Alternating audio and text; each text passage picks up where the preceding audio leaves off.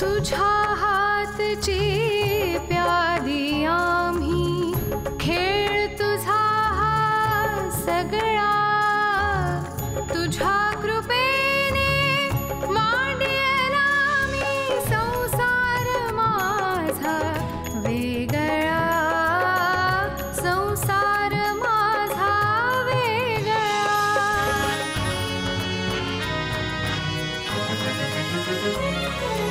तोडून पाश मायेचे घेऊन श्वास मोकळा सानुल्या घरट्यातला संसार माझा वेगळा संसार माझा वेगळा। पण सिद्धेश बद्दल तुम्ही इतकं निगेटिव्ह का बोलताय? त्याने जे काय केलंय ते तरी कुठे पॉझिटिव्ह आहे? त्याने काहीही गैरवर्तन केलेलं नाहीये। पण त्याने एक मिनिट, तुम्ही सिद्धेशचा एकेरीत का उल्लेख करताय? हे बघा, तुमची एम्प्लॉई मी आहे, सिद्धेश घाणेकर नाही। आज नसतील ग, पण पुढे मागे होतीलच की।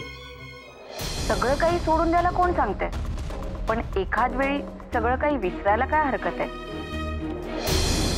तुम्हाला ना प्रेमाची नितांत गरज आहे। तुम्हालाही असंच वाटतंय ना?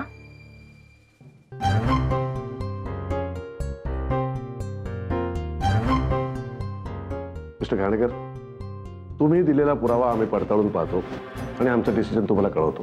प्लीज जरा तुम्ही बाहेर थांबा। Okay sir.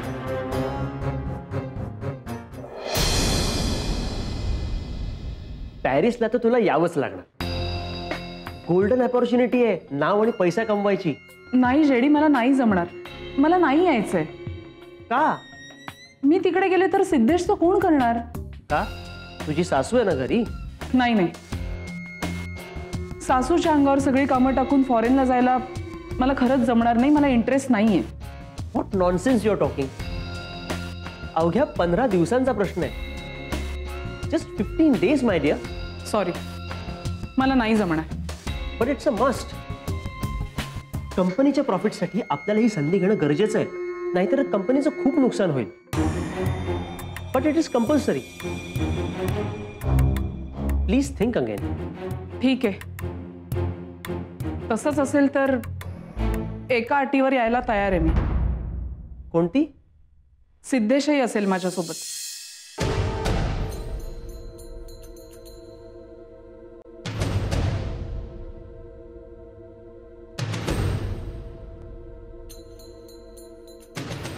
ओके, तसाही तुझा नवरा आता सस्पेंड झालाय, आता भरपूर वेळ असेल त्याच्याकडे। सॉरी मिस्टर जयदीप, पण तो निर्दोष ठरण्याची दाट शक्यता आहे आणि आज त्याचीच इन्क्वायरी चालली आहे। ओके ओके, पॅरिसला जायचं की नाही ते आपण नंतर डिसाईड करू। आज निदान सेलिब्रेट तरी करूया, कुठेतरी हॉटेलमध्ये जाऊया। ओके, सिद्धेशला पण बरोबर घेऊन जाऊया। तो येईल? आनंदाने येईल। नोकरी गेलेली असताना तुम्ही का सतत सिद्धेश बद्दल निगेटिव्ह बोलता? मी इथे सकाळपासून देवाचा धावा करते की त्याची नोकरी टिकून राहावी आणि तुम्ही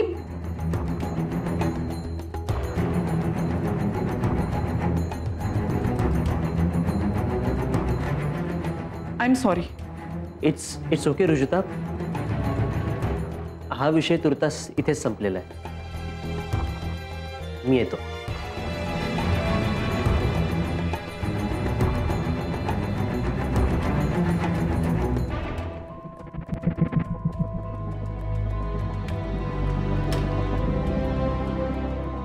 good girl Rujuta, good girl. मी बाहेरून सगळं ऐकत होते। त्याची जीवापाड धडपड चालू आहे तुला खिशात टाकण्यासाठी, पण तू पहिली बाई आहेस जी त्याला पुरून उरली आहेस। So keep it up.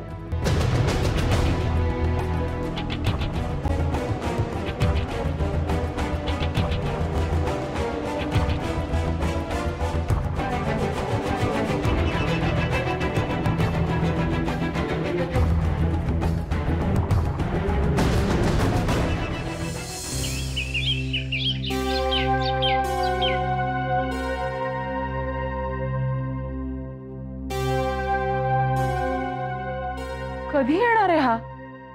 येईल येईल. अण्णा मला आता काळजी वाटायला लागली, टेन्शन येतंय मला. तुला कसलं आलंय टेन्शन? आई अहो, आज सिद्धेशच्या सस्पेन्शन बद्दल डिसिजन होणार होता. काही काळजी करू नकोस, सगळं काही ठीक होईल. का? त्याची कुंडली बघितलीत वाटतं. त्याची कुंडली मला रोज बघायची गरज नाही, मला तोंडपाठ आहे ती. तुला सांगतो, आपल्या मुलाच्या आयुष्यात काहीही विपरीत घडणार नाही, काही काळजी करू नकोस. आणि बघ आता सिद्धेश येईल आणि आनंदाची बातमी देतो की नाही बघ.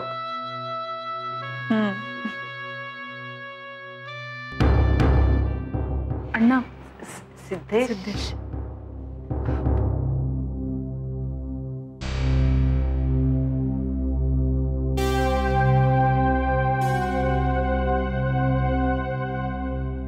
सिद्धेश, अरे काय झालं? सिद्धेश काय झालं रे?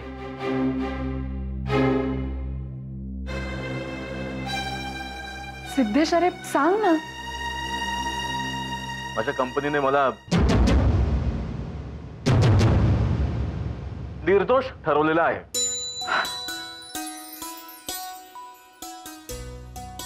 Thank God.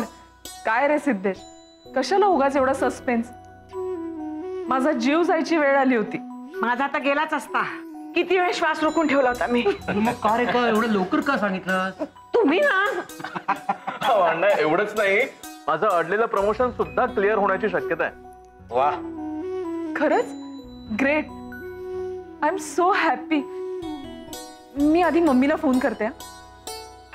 एक मिनिट, मला वाटतं त्या स्वतःच येतात. अरे वा, 100 वर्ष आयुष्य तुम्हाला विणबाई. मम्मी मी आता तुलाच फोन करणार होते आणि एक गुड न्यूज देणार होते. अगं लवकर दे, तुझे डॅडी येत आहेत. येऊ दे, त्यांनी तर आधी ऐकली पाहिजे ही न्यूज.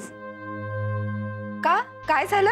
मम्मी, सिद्धेशची सस्पेन्शनची ऑर्डर कॅन्सल झालीये. खरंच? हो. तुमचे आशीर्वाद आहेत मम्मी. आणि माझे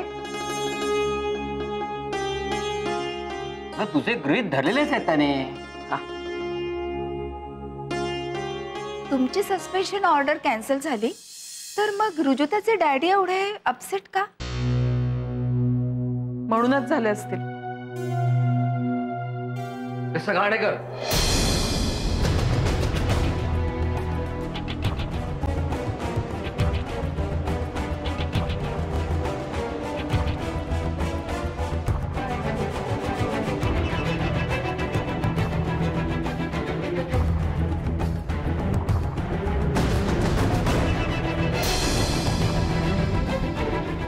घरात पाया पडायची नाटकं करायची आणि ऑफिसमध्ये माझ्या तंगड्या खेचता.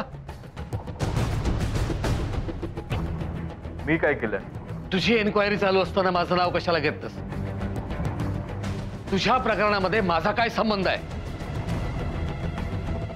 तुमचाच तर संबंध आहे.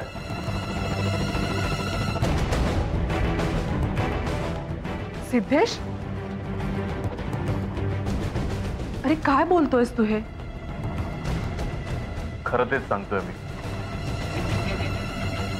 मी आजपर्यंत तुला कधी सांगितलं नाही, पण माझ्या सस्पेन्शनचा कट तुझ्या डॅडींनीच रचला होता.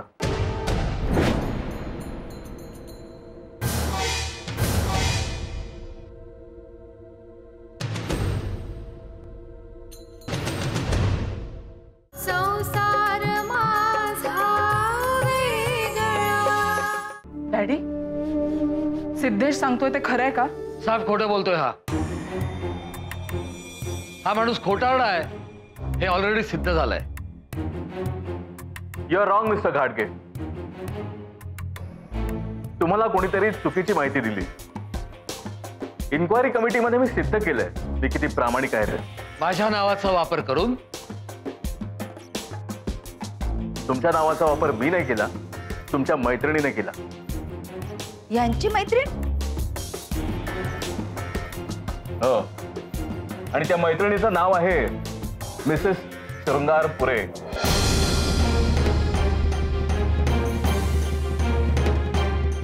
वाटलंच मला. तरी मला संशय होताच. हा माणूस काय वाटेल ते बरळतोय. काय वाटेल ते बरळतोय? तुम्ही त्या शृंगारपुरे मॅडमच्या सतत कॉन्टॅक्ट मध्ये नव्हतात मिस्टर घाटगे? अरे त्यांना त्यांच्या नावाने हाक मारू नकोस. तुझी सासरे आहेत ते कुठे मला जावई मानतात? लग्नाच्या आधीपासून ते मला कट्टर शत्रू समजून वागतात. माझा शत्रू होण्याची तरी लायकी आहे तुझी? नाहीये ना?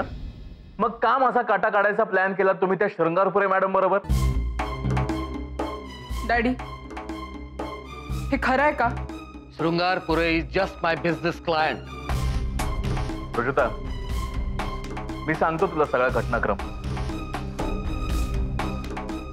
मम्मी, तुम्ही ऐका. बिझनेस क्लायंट म्हणता ना तुम्ही शृंगारपुरे मॅडमना?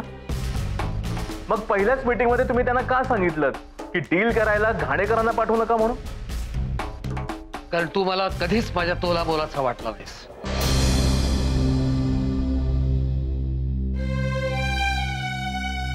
घाटगे आणि घाटगे इंडस्ट्रीचा मालक फक्त त्याच्या लेवलच्या माणसाची डील करतो. तुझ्यासारख्या फडतूस ऑफिसर बरोबर मी कधीच डील केलं नाही आणि करणार नाही.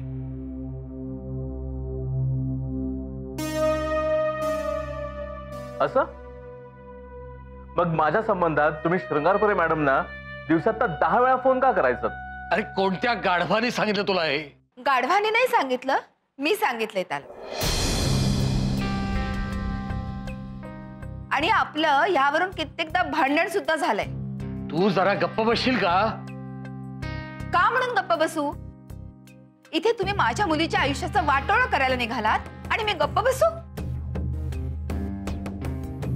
मी हिच्या आयुष्याचा वाटोळा करायला निघाला? अरे काय बेवकूफ बाई आहे. मी हिच्या आयुष्याचं वाटोळं कसं करू शकेन? मग त्या शृंगारपुरी नावाच्या सटवीशी काय गुलगुलू करत होता गेले 3 महिने? रुजुता, अगं ती रंभा केव्हाही उठायची आणि यांना फोन करायची, अगदी रात्री बेरात्री, आणि ते सुद्धा अमेरिकेहून. मी आधीच सांगितलेलं आहे ती माझी क्लायंट आहे आणि क्लायंटनी मला कधी फोन करायचा हे क्लायंट आणि मी आपसात ठरवतो. अमेरिकेत असताना तुम्ही सतत तिच्याशी कॉन्टॅक्ट मध्ये होतात, हे खरं आहे ना? हो, होतो.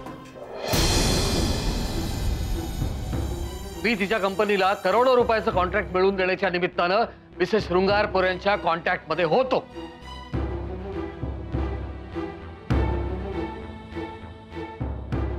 आणि ते करोडो रुपयांचं कॉन्ट्रॅक्ट कधी द्यायचं प्रॉमिस केलं होतं तुम्ही?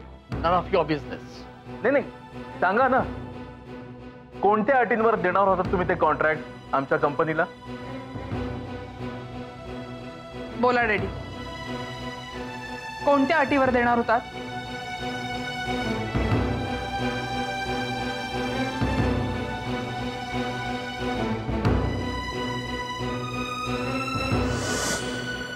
मला डिसमिस करण्याच्या अटीवर. बरोबर?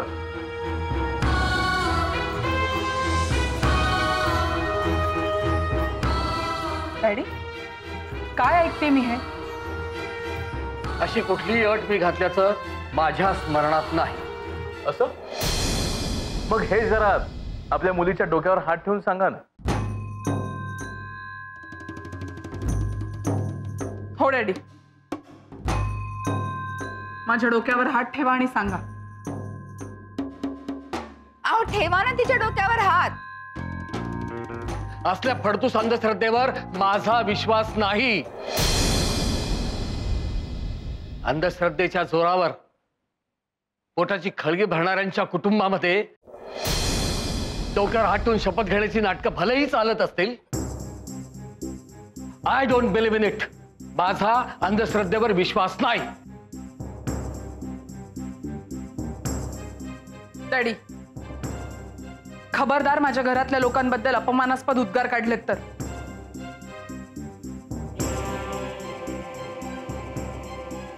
काय मूर्ख मुलगी आहे. हा माणूस तुझ्याशी खोटं बोलला, त्याने तुझ्याशी प्रतारणा केली, त्याचं काहीच वाटत नाही तुला? त्याने अजिबात प्रतारणा केलेली नाहीये माझ्याशी. मग अमेरिकेमध्ये त्या शृंगारपुरे सोबत त्यानं जे काही केलं ते काय होतं? त्यांनी काहीही केलेलं नाहीये. तू इतकं खात्रीने कसं काय सगळं सांगू शकते? तू काय अमेरिकेला गेली होतीस, त्याच्या स्वीटमध्ये डोकावून पाहिला? ह्याच्या स्वीटमध्ये काय घडलंय ते बघितलंय मी. What? आणि ते आम्ही तुम्हालाही दाखवू शकतो. म्हणजे शृंगारपुरे मॅडमने तुमच्या सांगण्यावरून माझ्या रूम मध्ये जो कॅमेरा लावला होता तो आमच्या ताब्यात आहे.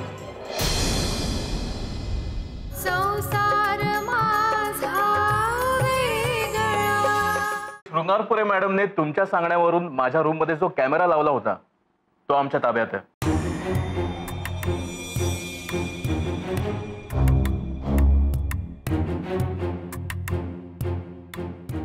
आणि त्या रेकॉर्डिंग वरून स्पष्ट होतंय की सगळा दोष शृंगारपुरे मॅडमचा आहे. सिद्धेशची यात काहीही चूक नाहीये. आणि ते रेकॉर्डिंग खोटं नसेल कशावरून? जाऊ द्या ना डॅडी, किती खोटं बोलाल अजून. मला खरंच तुम्हाला आज डॅडी म्हणायची पण लाज वाटते. तू ना उगीच मला दोष देऊ नकोस, कारण माझा याच्याशी काहीही संबंध नाही.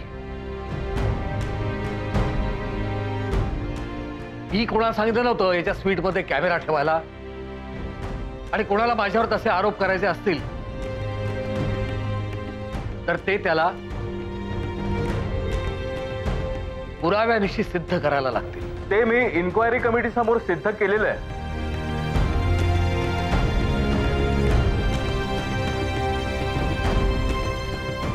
आणि तुमच्यामध्ये आणि शृंगारपुरे मॅडम मध्ये जो काही संवाद झाला तेही रेकॉर्डेड आहे.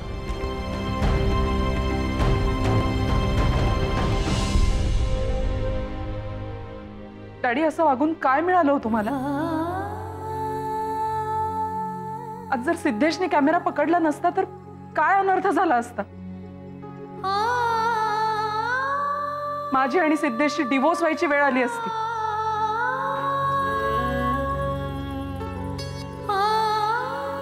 माझा संसार उद्ध्वस्त झाला असता. एका निरपराध माणसाला आयुष्यातून उठावं लागलं असतं, कळतंय तुम्हाला? जगात तोंड दाखवायला जागा राहिली नसती मला.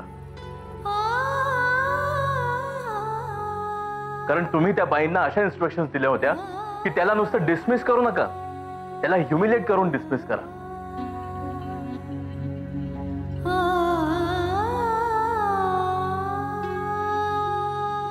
मला खरंच काय बोलावं ना तेच सुचत नाही आता. मेलो ड्रामा चाललाय. कार्टीला अजूनही कळत नाही की तिचा बाप तिच्यासाठी काय करतोय, कशासाठी करतोय. दिसलं ना, दिसलं. दिसलं? तू खड्ड्यात जा. Go to hell. तुझ्या बापावर विश्वास नाहीये, एका फडतूस परक्या माणसावर तुझा विश्वास आहे. गो टू हेल. सिद्धेश माझ्यासाठी परका नाहीये. उलट आज तुम्हीच माझ्यासाठी परके झाला. अगदी कायमचे परके.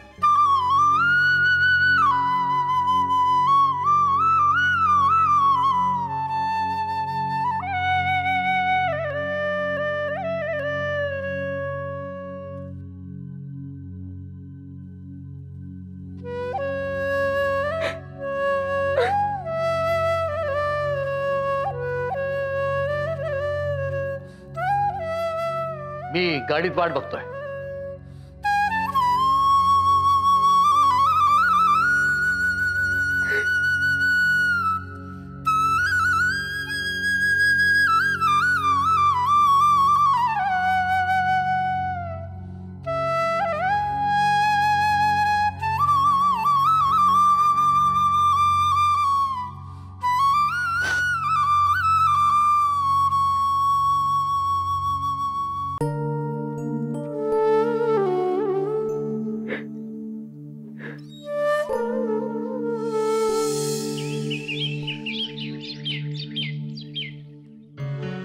सिद्धेश उठा.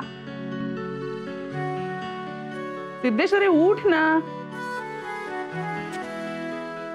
सिद्धेश उठ, ऑफिसला जायचं नाही का? उठ. काय झालं? उठ. अरे उठ, ऑफिसला जायचं नाहीये, रजा घेतलीस का? नाही जायचं. म्हणजे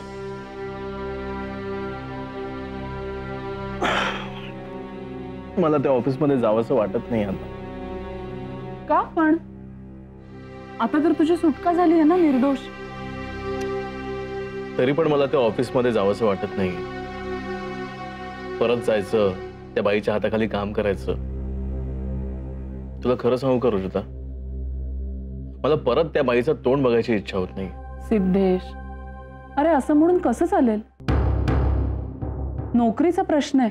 नोकरीचा प्रश्न आहे म्हणजे काय? जाऊ दे, सकाळी सकाळी या फालतू गोष्टीवर वाद घालायचा. फालतू गोष्ट आहे ही. चल उठ, उठ आणि ऑफिसला जा. रुजुता, मी ही नोकरी सोडली तर? कशासाठी गेला होता फोन केतकर नावाच्या तुमच्या मित्राने? हा केतकर आहे ना, मोठा उद्योगपती आहे. आता एक उद्योगपती दुसऱ्या उद्योगपतीला भेटतो तेव्हा ते आपल्या उद्योगाविषयीच बोलतात ना. तुम्हाला मी एक सांगून ठेवते हा, माझ्या मुलीच्या बाबतीत यापुढे तुम्ही नसते उद्योग करून ठेवू नका. म्हणजे काय ते तुम्हाला नक्की कळलेलं आहे. तू आणि तुझा नवरा जर खरंच बिझनेस करणार असाल तर ही पॅरिस फॅशन शोची संधी तू सोडू नयेस. त्याने काय होईल?